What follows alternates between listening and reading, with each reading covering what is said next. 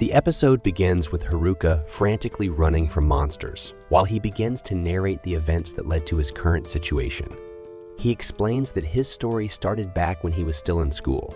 Despite being surrounded by classmates, Haruka always felt a deep sense of loneliness because he deliberately avoided interacting with others. In his class, there were various groups: popular students, gamers, fashion enthusiasts, and gym lovers. But none of these groups appealed to Haruka. He felt out of place and disconnected. One day, however, everything changed when a magical circle appeared in the classroom, engulfing the entire room. For a moment, Haruka felt a rush of excitement, thinking this scenario resembled a light novel he had recently read. Although he thought traveling to another world could be troublesome, he preferred reading about such things rather than experiencing them. He attempted to escape the magic circle by opening the door and heading upstairs, but ultimately found himself in an entirely white room. Perplexed by the emptiness around him, Haruka wondered aloud why no one was there. He expected to see a fat king or a beautiful princess, but instead encountered an old man. Haruka joked that the old man must have gotten lost and ended up in another world by mistake, even suggesting the man might be senile. To his surprise, the old man retorted that he was not senile and informed Haruka that he needed to choose a skill, as his classmates had already done before being sent to the new world. Haruka then noticed a large screen displaying various skills. He discovered that each person was usually given 50 points to allocate to different abilities, but since 43 others had already chosen, most of the valuable skills were gone.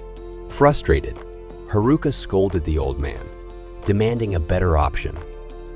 In response, the old man offered him the remaining skills, and soon Haruka was transported to the new world. When Haruka woke up, he exclaimed in disbelief that the old man had sent him off so carelessly. He felt unprepared, wishing he had more time to gather equipment. Noticing a bag on the ground, he opened it and found a cloak, which he put on, feeling slightly more equipped for the journey ahead. As he checked his status screen, Haruka realized he needed to roll dice to determine certain attributes. He recalled that the old man had granted him all the remaining skills, including dice. Rolling. After rolling the dice, an MM appeared, leaving him confused. He speculated that it might mean maximum, and when a window popped up asking him to allocate points, he invested them in luck. To his surprise, his luck stat maxed out. However, upon reviewing his other skills, Haruka was disheartened. One of his skills ensured that he would always be alone, preventing him from joining any teams. If he tried, people would run away from him. Another skill allowed him to control creatures, giving him the ability to befriend them. Haruka was taken aback by this, wondering aloud if he would truly survive alone in this world, just as he had been in the real world.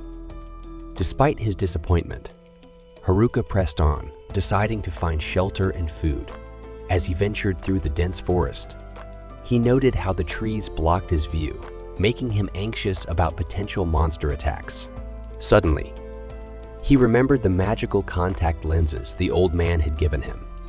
When he put them on, he realized they allowed him to see objects and their exact locations, even in the dark. Delighted by this newfound ability, Haruka felt more confident. With the lenses, he could easily locate edible plants and mushrooms. And as he filled his bag, he remarked how finding things had become enjoyable and effortless. After drinking from a river, Haruka notices a cave in the distance. Although he feels slightly apprehensive, he decides to enter and finds it empty. He unpacks his belongings and sets up his magical tent, feeling optimistic as he thinks to himself that he will be able to live comfortably there. With the firewood he gathered earlier, he lights a fire and remarks that the flames should keep monsters at bay. Reflecting on the day's events, Haruka realizes how much has happened and acknowledges his exhaustion, deciding it's time to sleep. But before drifting off, he checks his status and is pleasantly surprised to see that his fire magic has leveled up.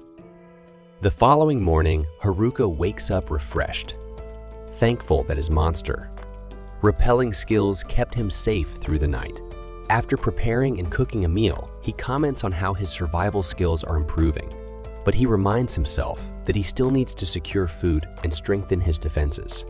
While out foraging, Haruka stumbles upon some medicinal herbs, but is suddenly confronted by small goblins. Though small, Haruka recognizes that they are stronger than him and wonders if he can defeat them. Determined, he decides to strike first, realizing that he can't avoid them forever. Haruka charges at the goblin, using his magic staff and channeling magical energy into it. With a shout, he leaps at the creature and knocks it unconscious. Just as he celebrates, another goblin attacks him. Haruka manages to dodge its strike and finishes it off with a powerful magical blast, successfully defeating both goblins. Later, by the river, Haruka washes his face and reflects on his first battle. While not perfect, it was a good enough victory for him to survive. Exhausted, he heads back to his cave to rest. That evening, he examines the goblin's weapon, which is short and heavy, and concludes that it's useless to him. He checks his status and is pleased to see that he has leveled up to level 2, noting that his progress is quicker than expected. The next morning, Haruka eats breakfast, grumbling about the monotony of his meals. He jokes that the class president would scold him for wanting more variety and being wasteful. Nevertheless, he acknowledges that he solved the immediate problem of hunger and shifts his focus to getting stronger. Haruka doesn't like the idea of leveling up just by getting attacked by stronger monsters, so he decides to train in magic. He feels excited after receiving the forest's blessing, noticing that his body feels lighter, almost as if he's teleporting. Soon after, Haruka encounters another group of goblins. With his improved abilities, he attacks them one by one, marveling at how much stronger he's become since the previous day. He realizes he can now easily defeat 3 goblins in a row. After a long battle, Haruka decides to stop for the day. Satisfied with his magic training, he continues this routine for several days, and by the 5th day, he is able to defeat a goblin with a single blow. He also gathers materials to start building a home, feeling that everything is starting to fall into place. While out one day, Haruka spots a rabbit and chases after it. He manages to catch it, but as soon as he grabs the rabbit, a notification warns him that someone is nearby. To his surprise, his classmates appear. Not wanting to interact with them, Haruka quietly holds the rabbit's mouth shut to avoid making noise. He notices the class vice president among the group and reflects on how he's known her since the first day of school. Despite the situation, he thinks about how much he's changed in this new world. As he watches his classmates from afar, Haruka concludes that in this vast new world, he is truly independent. There's no one to tell him what to do, and nothing can stop him from becoming stronger. Confidently, he declares to himself that he is the only monster hunter in this world. Haruka notices the delinquents getting closer, so he quickly hides in the bushes nearby. Just as he does this, they hear a noise coming from the bushes and decide to investigate. As they move closer, Haruka braces himself, thinking he's about to be caught. Luckily, they only find the bunny he had released earlier, which then runs away. Frustrated, the delinquents leave, disappointed. Later, Haruka sees them gathered by the river, talking. Curious, he listens in on their conversation, hoping not to get involved. He overhears them having inappropriate conversations about the girls in their class. One of the delinquents makes a crude comment about how the deputy class president's breasts are large. Even in this other world, others talk about the girls in the swim club. Haruka worries about the girls, but reassures himself that the class rep is with them, confident she'll see through the delinquents' bad intentions. He explains that the class rep has kept the troublemakers in line since 1st grade. The delinquents then ask one of the nerds with them, named Tanaka, if they can do whatever they want with their skills. Tanaka, feeling pressured, tells them they can and agrees to teach them more. Haruka watches and thinks Tanaka is being used like a search engine, forced to find information on skills and other things. The delinquents leave with perverted ideas in mind, Heading upstream, Haruka realizes his classmates must be nearby, but he decides he'd rather stay alone. Back in his cave, Haruka notices his loner skill has leveled up to level 2, likely because he hid from his classmates. He's relieved his neat title didn't level up, but feels disappointed with his other messed up job titles. He sees that he's now level 3, but blames his Master of None and Blockhead skills for slowing his progress. He doesn't know what these skills are for, except that Master of None makes him unable to focus on one thing, though he can do other tasks decently. Blockhead seems like a useless skill. Trying not to dwell on it, he distracts himself with food, but grows frustrated eating mushrooms again, wishing he could have some meat or fish. Later that night, while lying in bed, he hears sounds of fighting outside his cave, unable to sleep because of the noise. He goes out to investigate, thinking that kids should be asleep at this hour. He hopes it's not the delinquents and is surprised to find some nerds surrounded by goblins, struggling to fight them off. Haruka wonders if he should help, but first checks their abilities with his appraisal skill. He sees that the nerds are much stronger than him and are likely to be fine. They even have cheat skills, unlike him. He recalls that back in their old world, his class was filled with top athletes and students with the best grades in the nation, including children of celebrities. He always felt out of place in that group. Just as he's about to leave, he notices some goblins sneaking up behind the nerds. Deciding to step in, he uses his wooden cane to take out the goblins and asks the nerds if they're okay. The nerds, having already handled goblins on their side, thank him awkwardly. They walk with Haruka, thanking him for the help, but Haruka downplays it, saying it wasn't a big deal. He feels awkward since it's been so long since he's spoken to anyone and realizes he's forgotten how to talk normally. Haruka takes the nerds back to his cave, where they're shocked to see how fancy it looks inside. He explains it's all thanks to his earth magic and packing skills. They can't believe he did all of it by himself and think it's unfair he has such a comfortable setup. Haruka then asks what happened to the rest of their classmates. The nerds explain that they've been on the run. When Haruka asks what happened, they start from the beginning. They recall the day they were summoned to this world, feeling confused and unsure of where they were. Soon, they realized they were in another world, just as the god had told them. Some of the girls began crying, thinking of their homes and families, while others were more annoyed, wondering what they would do next, with no clue about how another world works.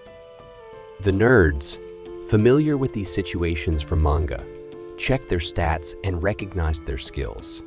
The delinquents demanded the nerds explain the details of the new world or threatened to beat them up. Meanwhile, the class rep stayed calm and kept everyone in line, even under the stressful circumstances. She warned everyone to stay quiet in the forest, but it was already too late. Goblins had found them. Even the class rep struggled to stay calm when she saw the monsters. The delinquents panicked, and some of the girls were terrified. The nerds, knowing these were just low-level goblins from fantasy stories, prepared to fight. They used their skills and knowledge to defend themselves. And seeing this, the jocks joined in, eventually defeating the goblins. After the fight, the class rep suggested moving to a safer place with better visibility, so they relocated to a spot by the river. There, the nerds taught everyone survival skills based on what they knew from manga and light novels. The class rep assigned duties to everyone, and the group slowly adapted to their new life. For a while, everyone worked together and managed to create some sense of normalcy in the new world. But it didn't last long. One day, the girls got tired of doing manual labor and refused to work. The class rep tried talking to the girls, but they refused to listen. Seeing this, other students started skipping their work too, thinking the nerds could handle everything since they were better at it. Despite the class rep's efforts, she couldn't get through to them. Frustrated and overwhelmed, she broke down. From then on, the class rep, the nerds, and a few others did all the work while the rest lazed around at the camp. The nerds were unhappy, especially since they had to fight monsters to level up. They remembered some delinquents had chosen skills like mesmerize and puppetry, which could control others, and were determined to get strong enough to resist them. Meanwhile, Tanaka secretly told the delinquents about their special skills and how to level up by fighting monsters at night. The delinquents planned to unlock these abilities to control others, unaware that the nerds were keeping a close watch. The nerds soon discovered the delinquents' harem plan, easily piecing it together from their crude comments about the girls. The nerds informed the class rep, who decided to raise her own level. A few days later, the delinquents finally unlocked their controlling skills, excited to fulfill their twisted desires. But just as they were about to act, the class rep intervened at the last moment. The delinquents tried using their skills on her, but soon after, they were found lying on the ground, unable to move. The nerds quickly used sealing skills to block their powers, and with their plans exposed, the delinquents were expelled from the camp. Angry, the delinquents launched a surprise attack on the camp, destroying everything and hurting their classmates before leaving, vowing to return. The nerds were devastated, seeing all their hard work ruined. The girls blamed the nerds, saying it was their fault for provoking the delinquents. Others joined in, but the class rep defended the nerds, knowing they weren't to blame. Still, things became awkward, and the nerds decided to leave the camp. Hearing this sad story, Haruka felt bad for the nerds and offered to treat them to a feast. But with only mushrooms to offer, they ate together anyway, spending the next day as a group. Haruka found comfort in the company, realizing it was okay not to be alone sometimes. The following day, the nerds left Haruka's home.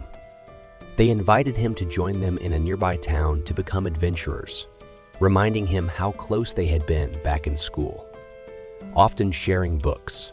Haruka agreed, but declined their offer, feeling that his cursed skills would only hold them back. As they left, Haruka considered visiting the town himself, but decided first to check on the others, since the nerds had been worried about the class rep. Venturing deeper into the forest, he encountered a kobold that bit his hand. Despite some difficulties, he defeated it and continued on, eventually reaching his classmates' old campsite, only to find it abandoned. Using his tracking skills, Haruka followed footsteps across the river, soon spotting the girls. He tried to avoid them, but they saw him and chased after him, expecting them to disrupt his loner life. Haruka was surprised when they politely asked him to stop. They asked if he knew where the nerds were, explaining they wanted to apologize. Haruka, shocked, asked why they suddenly cared. The girls confessed they had realized they were wrong and now understood the nerds had helped them survive. Haruka, unnerved by their sincerity, told them it was too late to catch up with the nerds. Still, they begged him to tell them where the nerds had gone, saying they wanted to make things right. Unsure if they were capable of surviving the journey and fighting monsters, Haruka wondered if they truly meant it. When the girls began crying and pleading for his help, his servitude skill unexpectedly activated, making the three girls his slaves. They followed him around the forest, helping him fight monsters and presenting spell stones like obedient pets, which made Haruka uncomfortable. When he noticed the leader of the girls was injured, he gave her a potion, but she splashed it on him instead. Feeling frustrated and embarrassed, Haruka thought it would be a disaster if the class rep saw him like this. He began wondering how to release the girls from the servitude skill when, suddenly, the class rep arrived. She tried speaking to him, but Haruka was too focused on finding a solution to his servitude problem. It wasn't until she shouted in his ear that he finally noticed her. Meanwhile, the delinquents continued plotting, determined to carry out their sinister plans for the girls and eliminate anyone who stood in their way. Haruka is in a panic, unsure how to break his own spell. Thankfully, the class rep arrives just in time and yells loudly enough to snap him out of it. He tries to call her by name, but can't remember it, which irritates her, and she makes sure to express her annoyance clearly. Soon after, the other class reps catch up, breathless. The leader asks what happened to the preppy girls, who look exhausted, and Haruka is just as curious for an explanation. It becomes clear that Haruka's subjugation skill has left the girls looking like zombies. Realizing the situation, the class rep asks if Haruka used the skill on the preppy girls. Haruka reluctantly nods. She gets upset, reminding him that this ability is only meant for monsters, forcing Haruka to explain it was an accident. The girls give him suspicious looks, doubting his excuse.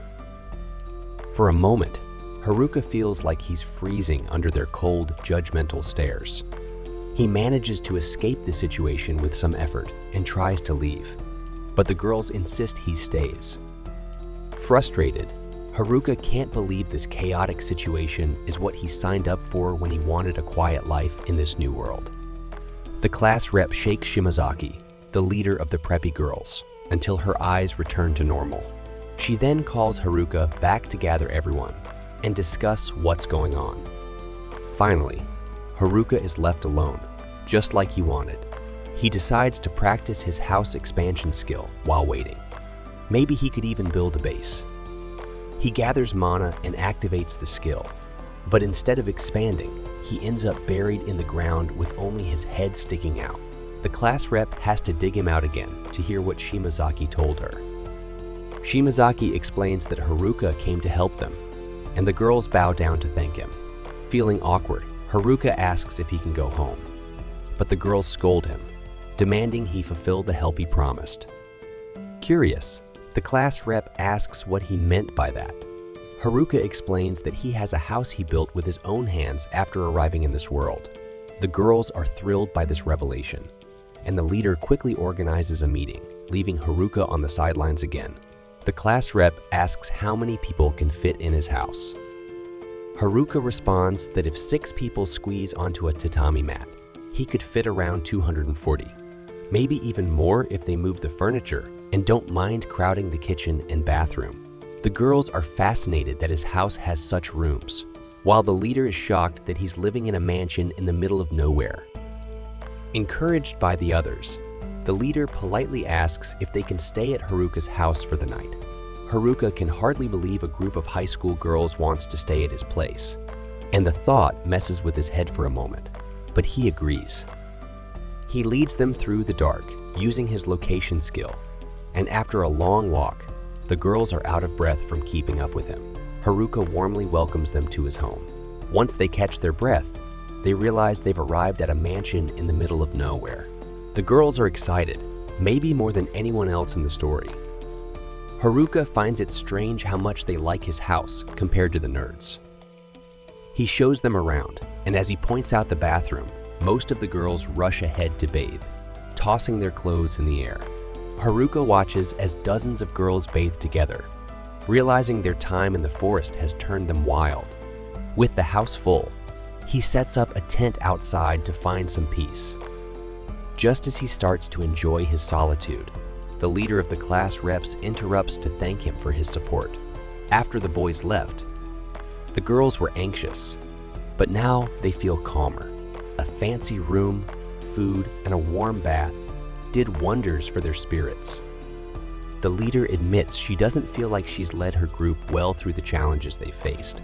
Haruka reassures her that she protected them tonight, but she replies that she can't do what Oda and the others can. Haruka tells her she doesn't need to. The nerds are practically built for this world. They came prepared. The rest of them are just trying to survive, so she shouldn't compare herself to them.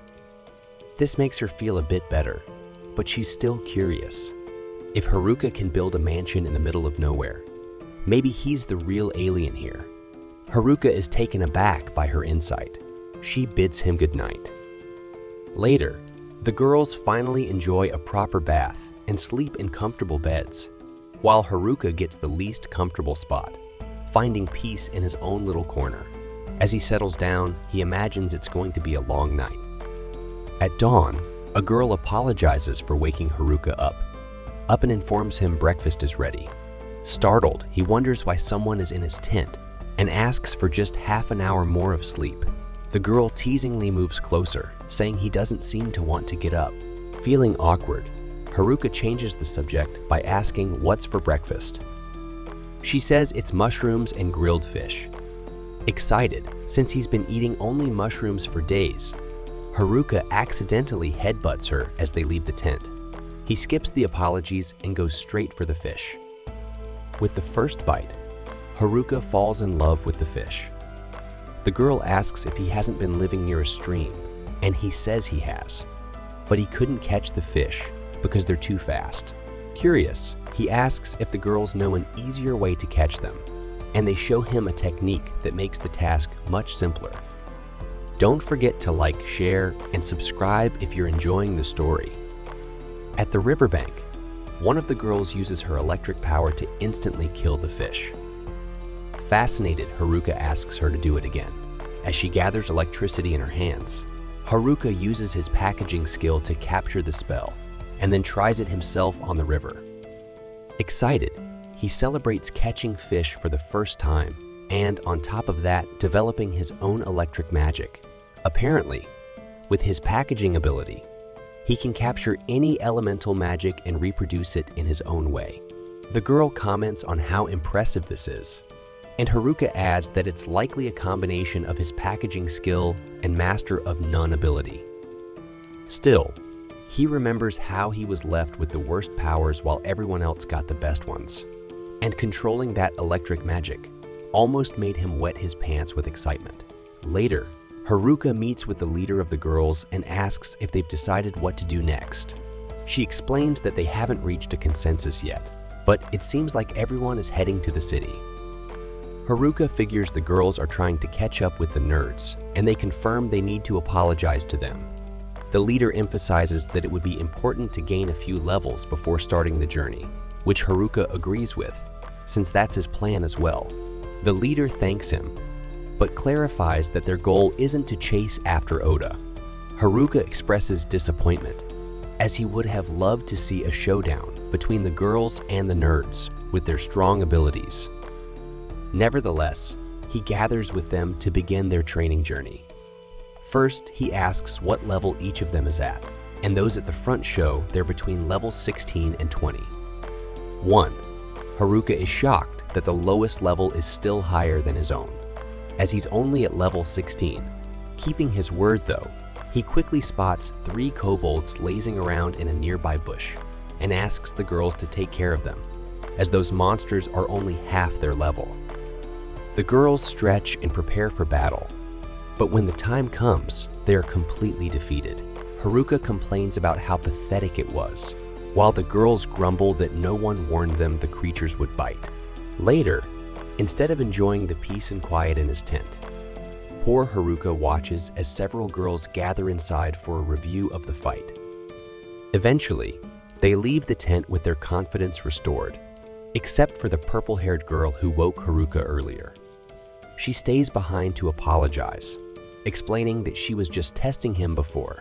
When the boys attacked, she was almost caught, and she wanted to see if Haruka would harm them, but he proved otherwise. She adds that she'll wake him again tomorrow for breakfast. The next morning, Haruka starts his day with fish while the girls train for their rematch with the kobolds. After the training, some are too exhausted to stand, while others pretend to be sick to avoid combat. However, those who pushed through managed to defeat the kobolds. After their victory, they greet the fallen creatures and start thinking of them as Pete dogs. The group leader then tells Haruka they're ready to head to the city with him, but he never said he was going along. Later, once everything is settled, the girls finally depart. Haruka warns the leader that they have no idea what dangers lie ahead, so they need to stay sharp. That night, in the pouring rain, a student runs frantically, trying to escape someone chasing him. He stumbles over a rock, falls hard, and is soon caught. He screams that he doesn't have the ability the man is looking for, but the pursuer ignores him and attacks. This brings an end to our episode 3. Thanks for watching. So the next day, Haruka leads the group through the forest, always aware that the bullies could be hiding anywhere, watching them. As the leader, it's his responsibility to ensure everyone's safety. To do that, the best plan is to leave the forest as quickly as possible and reach the city. But it's not just the delinquents who could be a threat. The forest itself holds dangers that aren't easy to avoid. For example, a massive orc suddenly blocks their path. Haruka quickly tells everyone to step back and watch carefully as he takes on the monster alone, showing them the moves they should learn. As Haruka charges forward, the orc swings its club, misses him. Haruka dodges and uses the moment to gauge the orc's speed.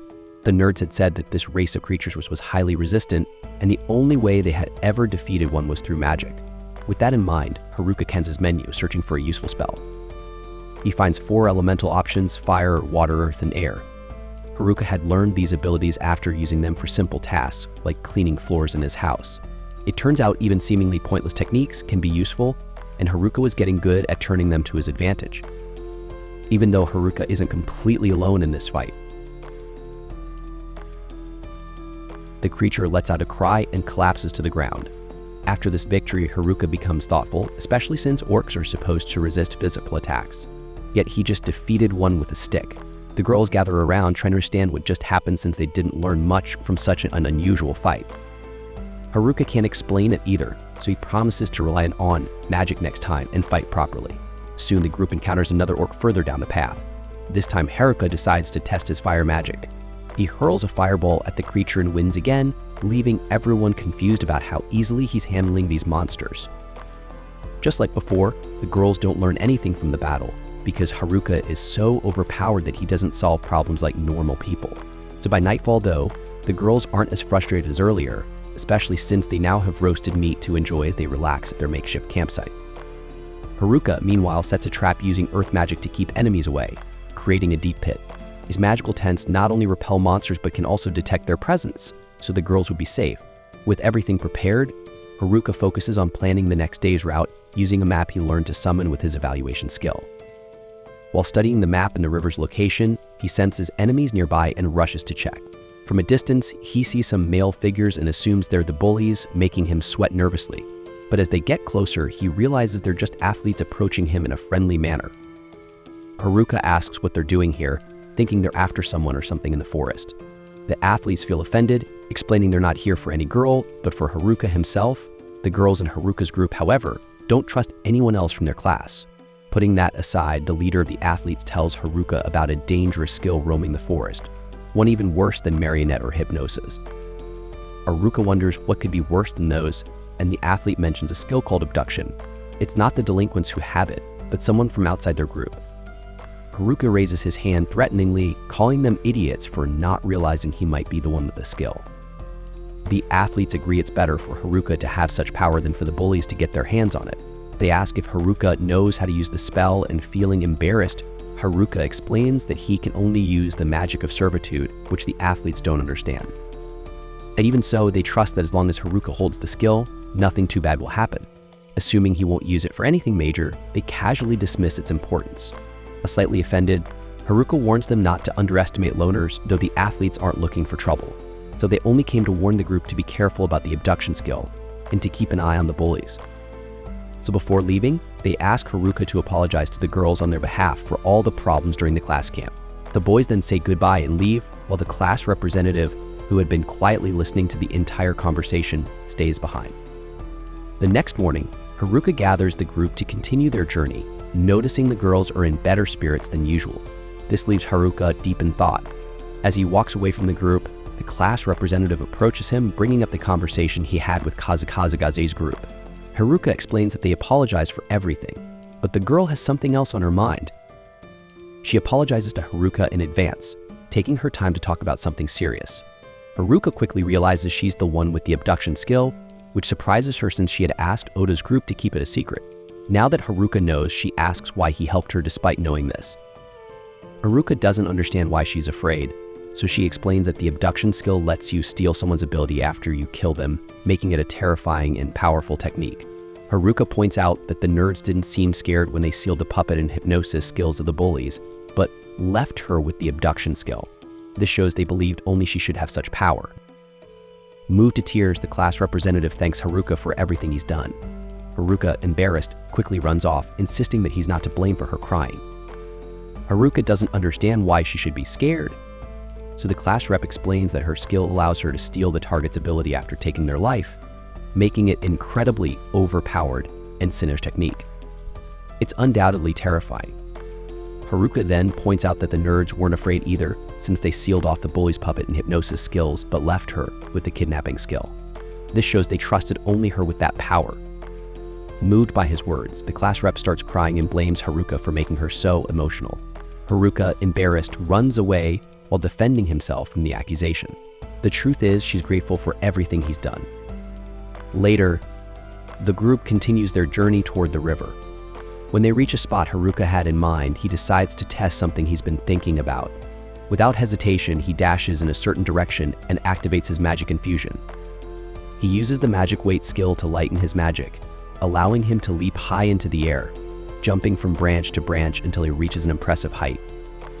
Of course, Haruka still hasn't learned how to fly, no matter how much he's tried, so he crashes to the ground, nearly losing all his HP. If it weren't for his magic infusion, he would have died, but at least he figured out a new path by playing bird for a few seconds. Still a bit dazed from the fall, Haruka tries to explain to the class rep how he returned to the group all battered up. Regardless, at dawn, the group sets off again, this time taking a much faster route.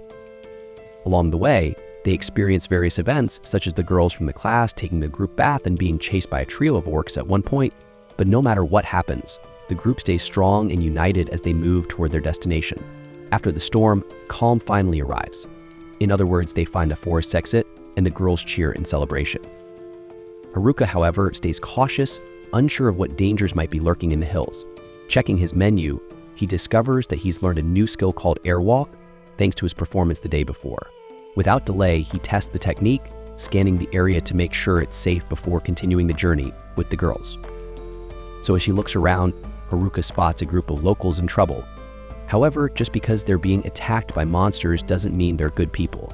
Haruka considers not helping them, but the girls vote on it, and the class rep commits to fighting if the group turns out to be bandits. Knowing she'd react this way, Haruka decides to go alone to avoid putting his companions at risk. To reach the group in danger, he repeats the magic he used the day before to run higher, this time adding a small tornado to boost his speed. The problem is that the tornado blows up, pulling the class rep along with him. She desperately grabs his cloak to avoid crashing to the ground. As if that wasn't enough, the two realize they can't stop their flight as planned, and they crash near the group's carriage like a meteor. After the dust settles, the local men are left bewildered, though Haruka managed to defeat the monsters surrounding them, and apparently knocked out the class rep as well. Soon, the leader of the group, a man with black hair, introduces himself as After. Another man names himself Gadok. Haruka asks why they were attacked, and After explains that merchants were ambushed by a pack of great green wolves, so the guild placed a bounty on the monsters. The group thought they could make money from it, but from what Haruka sees, they were wrong. With nothing else to be done, After tells everyone to collect what's left of the spoils. After the battle, Haruka roasts a mushroom for Gadok, who excitedly remarks that they're buffshrooms, mushrooms that provide buffs and are extremely valuable. Surprised, Haruka serves the rest of the group, and soon the girls feel as good as new. Watching this, Haruka begins to feel uneasy about these two men being in a group with such beautiful girls. Shortly after, the rest of the group catches up to Haruka, and the girls are delighted to meet an elf for the first time. The locals then guide them to the much-anticipated city called Amui. To mark the special moment, the group draws a line in the dirt to symbolize the beginning of a new life, and they leap over it, jumping toward their future. So meanwhile, the bullies continue leveling up in the forest, searching for the girls to prepare for the long-awaited showdown. A boy who had been captured by them advises the delinquents to break the seal on their puppet and hypnosis skills. However, the problem is that they need someone with the sealing skill to do it. In other words, the bullies must find the nerds who know how to break the seal before they can get their revenge. Strangely, during this conversation, the boy accompanying the delinquents lets out a sinister laugh. At the same time, the athletes watch the enemies from afar, realizing that nothing good will come of this. So this brings an end to Ep 4. As always, thanks for watching. When the group returns to Amui, they're captivated by its beauty and vibrant energy, finally realizing they're truly in another world. Everyone is thrilled, except Haruka, who feels the city isn't quite right for a loner like him. The girls are especially enchanted by the city's charm, with its unique shops, clothing stores, and stores filled with unfamiliar items. As the excitement settles, the class representative reminds them there's an important task to handle. While she hurries to take care of it, Haruka finds comfort in knowing he safely brought everyone here. Thinking his mission is done, Haruka relaxes in the shade with a drink while two girls admire the buildings, joking that they look like cupcakes they could eat. The rep has to step in, reminding them stones aren't the best for digestion. Struggling to keep up with the group's excitement, she gently scolds Haruka for relaxing in such an unfamiliar place. She then blows a whistle, ordering the girls to line up and salute, ready to announce the next steps. Their first task is to head to the Adventurers Guild to sell their collected items and register as adventurers. They'll then need to find a place to stay for the night. The next day, they'll ask around about Oda's group. Hearing this, Shimazaki, the leader of the popular girls, asks why Oda's group isn't a priority. Feeling cornered, the rep explains that wasn't her intention. Haruka takes the chance to tease that Shimazaki is really worried about the nerds, which she denies, embarrassed to admit the truth. Together, they head to the Adventurers Guild, where Haruka feels nervous, especially when a man informs him that the guild master wants to see him. He asks the rep to handle registration while he meets with Godek, the master. Haruka, trembling, confirms his name. But to his surprise, Godek thanks him for saving After's group, relieving Haruka from his previous fears. Relaxed, Haruka goes to sell his magic stones. He dumps dozens on the counter, but the staff member warns him that it'll take until tomorrow to assess them all. By this point, the girls have all registered as adventurers, impressing After and Garrick by reaching above level 30. Shimazaki nudges Haruka to register, and he's finally excited to join an official group, but he learns he needs to be level 10 to register. As he's only level 9, he despairs, begging for an exception, but the staff says he must be at least level 20 to go solo, or at level 30 to be a true adventurer. Haruka, frustrated by the setback, watches as the rep takes charge of finding lodging for everyone. By evening, they arrive at a guild-recommended hotel, and Haruka isn't thrilled by its strange look. Inside, a young receptionist welcomes them, and Haruka wonders if it's a roadside inn, but the rep tells him to keep quiet. Later, Haruka finds the room comfortable, though he misses the forest. The next morning, 19 days after they arrived in this world, the group has breakfast, and the rep mentions that the city is relatively safe and full of shops. Seeing the girls' happiness, Haruka feels they'll do well here, while he plans to return to the forest once he sells his stones. At the guild, the staff tosses a bag of money on the counter, apologizing that it's all they can offer now, since they're still counting the stones.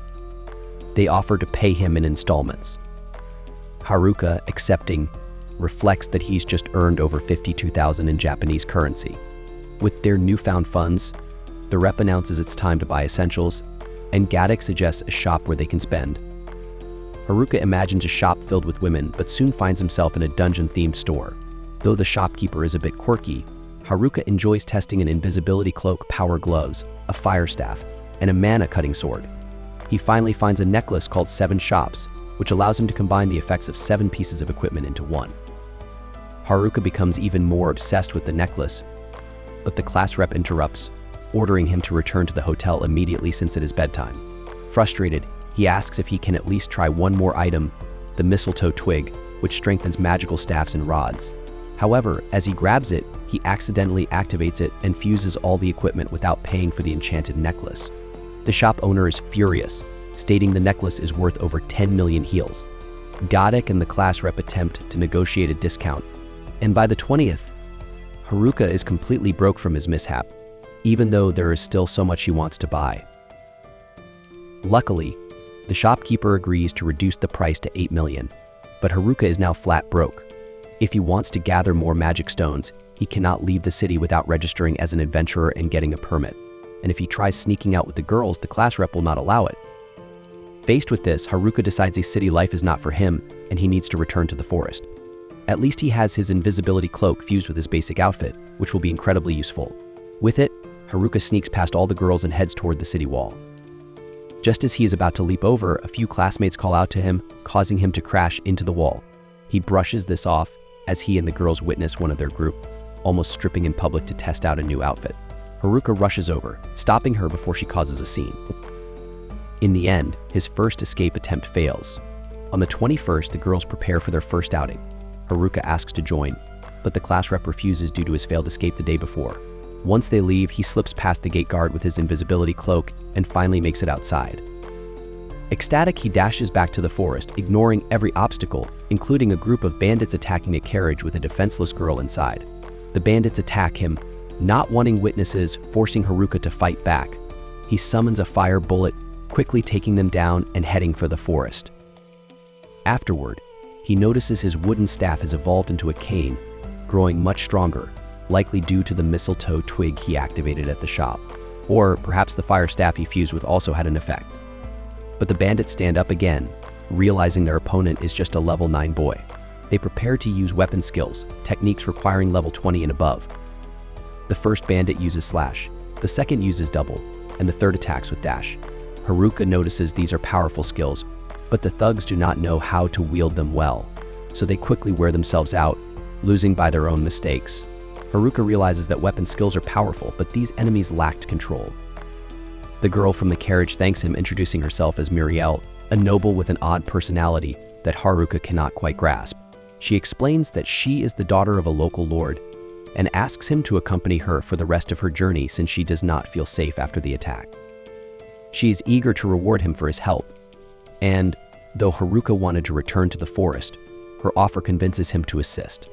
In the carriage, Muriel asks where he is from, so he describes it as a horrible place with a bad guild where they do not even let visitors leave freely. Hearing this, Muriel starts crying. She is the daughter of the lord Haruka just insulted. Oh, and the carriage is heading straight back to Aomori. Realizing this, Haruka panics and tries to get out, but Muriel insists on rewarding him for saving her. Meanwhile, the athletes and bullies clash in the forest, with the leader of the athletes struck by an enemy's blade. If you enjoyed this, drop a comment and subscribe for more.